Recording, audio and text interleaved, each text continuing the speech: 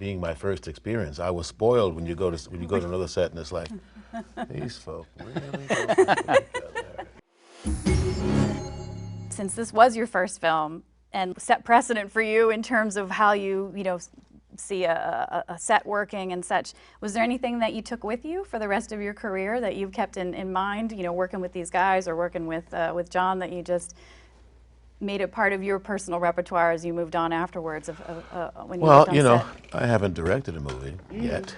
I hope to one day, but I mean, I still applaud the efficiency that John works with. I mean, he's very visual guy, gets it done. You don't have to waste time.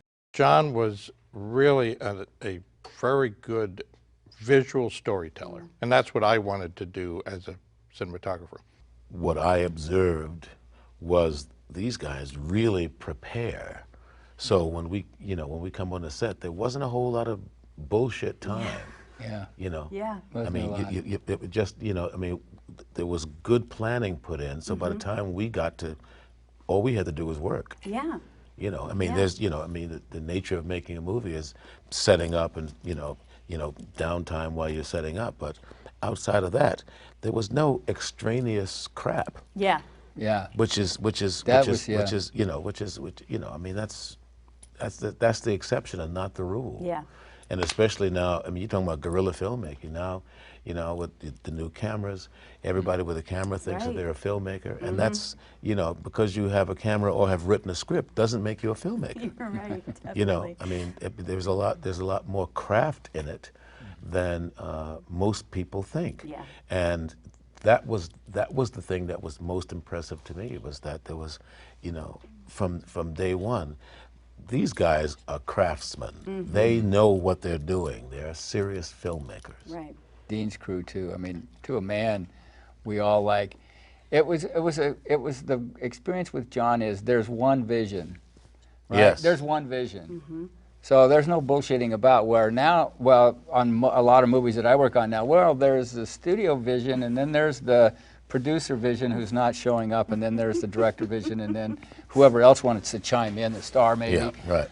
But John's movies it was John's vision. Okay, boys, this is what we're going to do. The thing is, I think without a doubt, my favorite, most proud, collaboration with him. The sequences, the storytelling that John devised, so much of it, just adds up to, an intriguing film.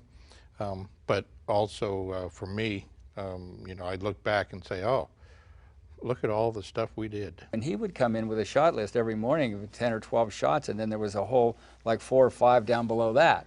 If we got this, then we can do that. If we don't get this, then we're not doing that. And then he had the 1 or 2 he could drop during the day, and it was always that constant conversation about, okay, we have 3 hours left and we have these 4 shots to do and blah, blah, blah, blah. It was always that.